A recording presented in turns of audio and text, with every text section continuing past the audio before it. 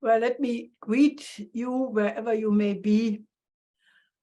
What has brought people from all over the world together here in this conference is the recognition that humanity is at a crossroad.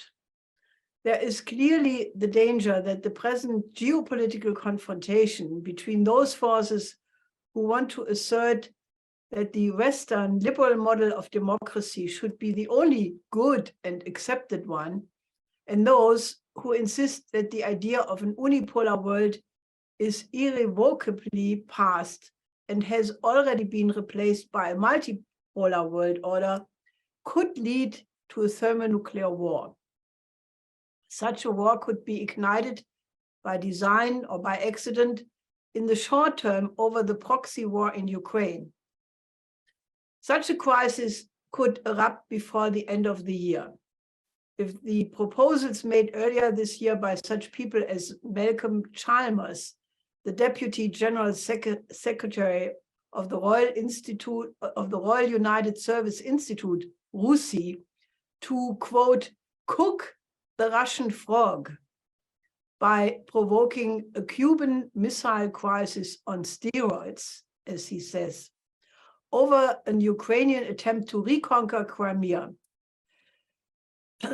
Russia could view this as an existential threat and activate its nuclear arsenal on the highest alert and threaten its use, says Sharma. This would be a moment of extreme danger, he says, but because of the extreme imminent danger of such a situation, it would be easier for all parties to find compromises.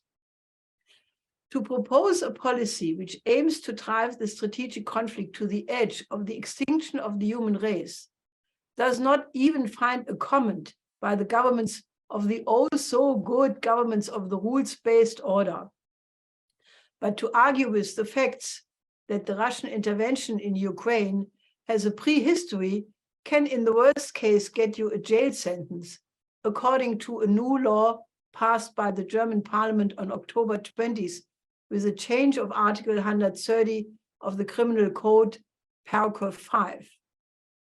In tune with this British perspective is apparently the Ukrainian Deputy Defense Minister, Harilov, who just said in an interview with Sky News, we can step in Crimea by the end of December, and emphasized about the retaking of Crimea.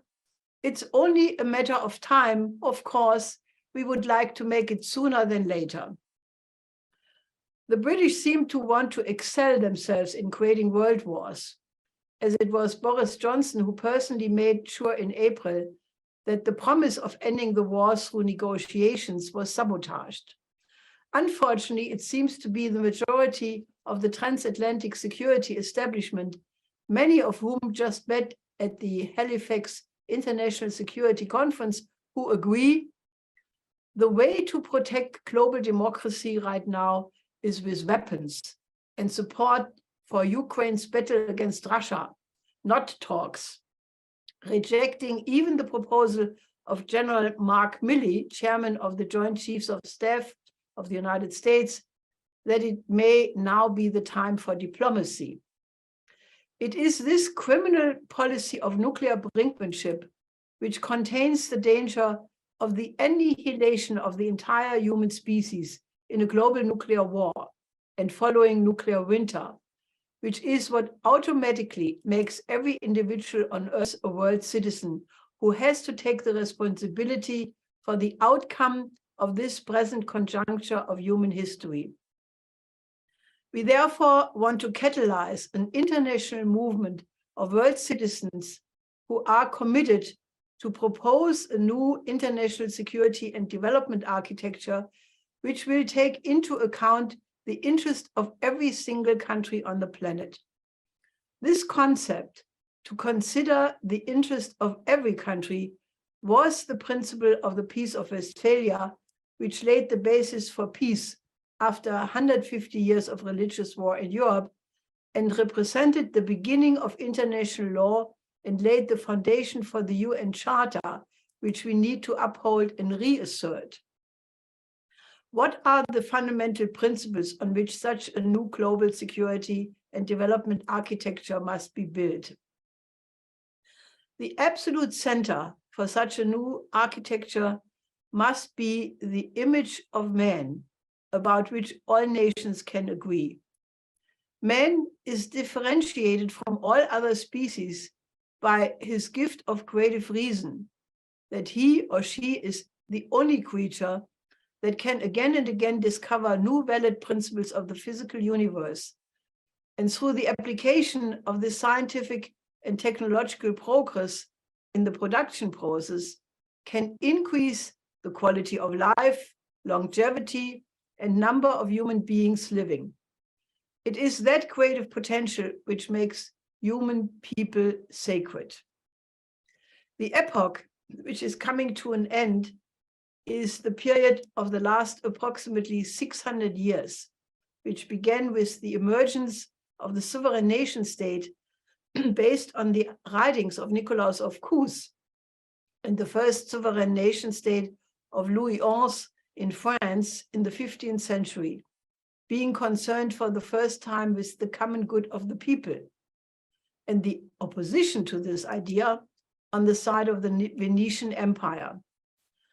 For 600 years, there has been a continuous battle between those two forms of government, between the sovereign nation state and the oligarchical form of society, vacillating back and forth, with sometimes a greater emphasis in this or that direction.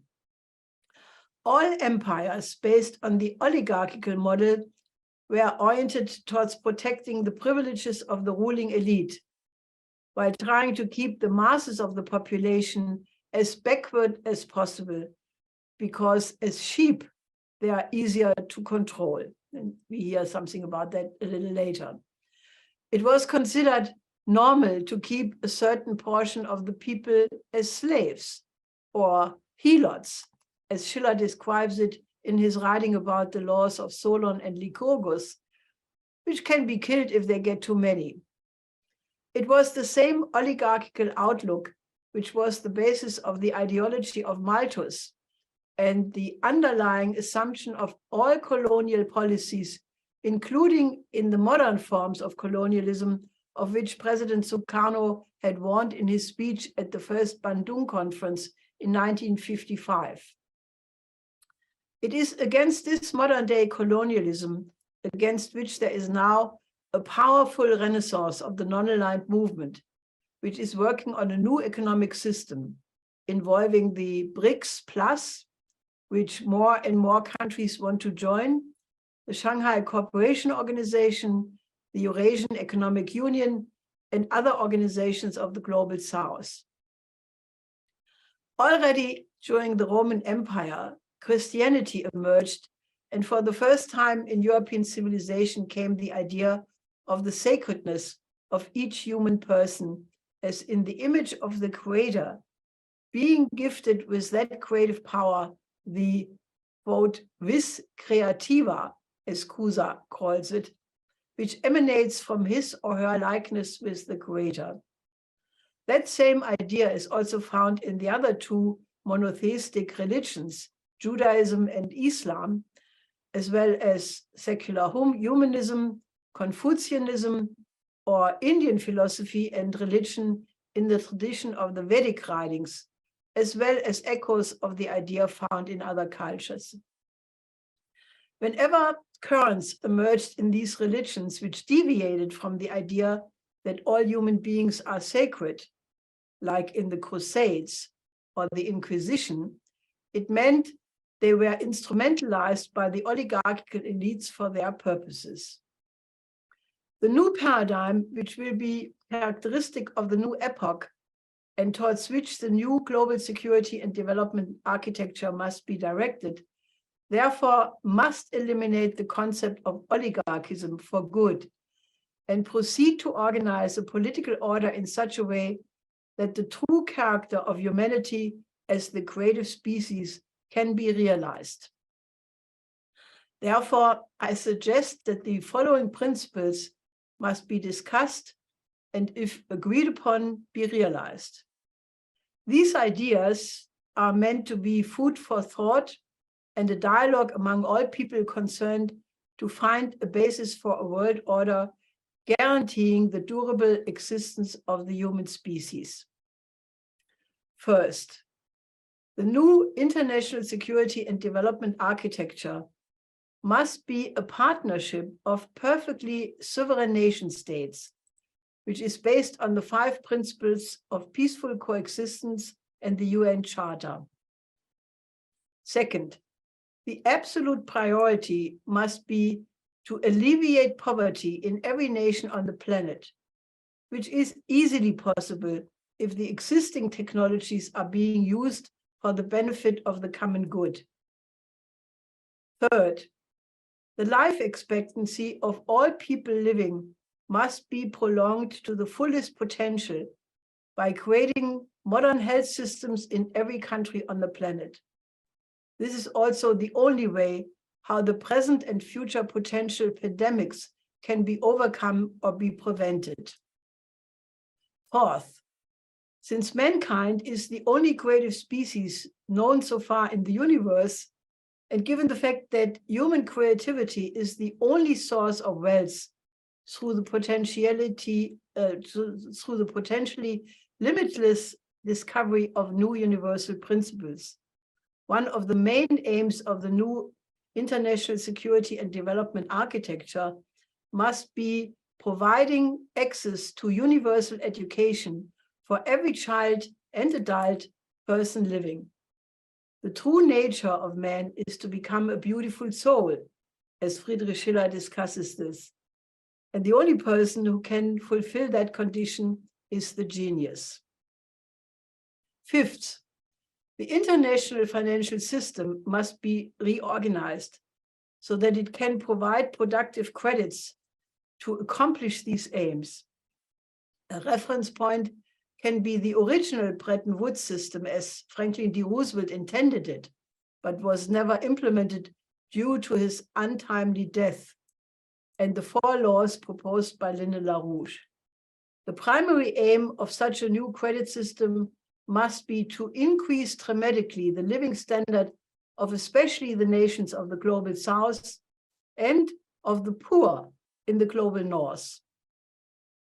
6, the new economic order must focus on creating the conditions for modern industries and agriculture, starting with the infrastructural development of all continents to eventually be connected by tunnels and bridges to become a world land bridge.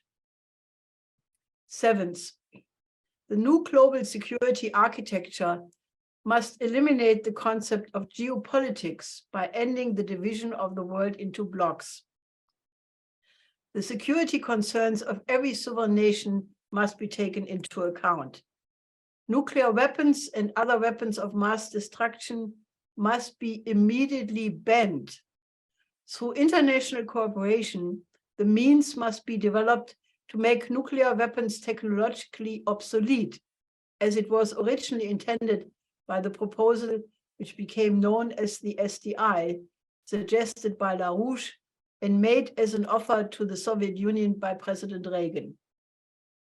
8th, in former times, one civilization at one corner of the world could go under, and the rest of the world would only find out years later due to the length of distances and the time needed for travel.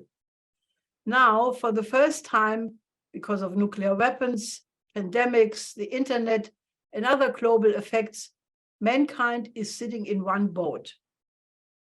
Therefore, a solution to the existential threat to humanity cannot be found with the help of secondary or partial arrangements, but the solution must be found on the level of that higher one, which is more powerful than the many.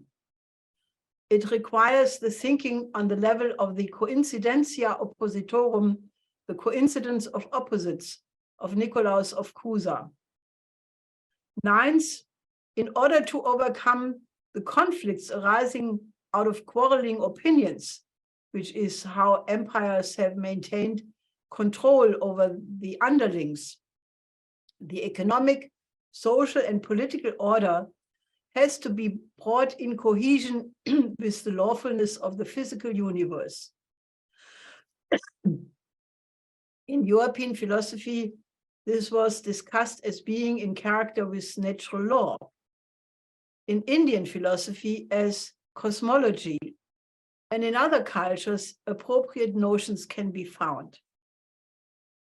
Modern sciences like space science, biophysics, or thermonuclear fusion science will increase the knowledge of mankind about this lawfulness continuously.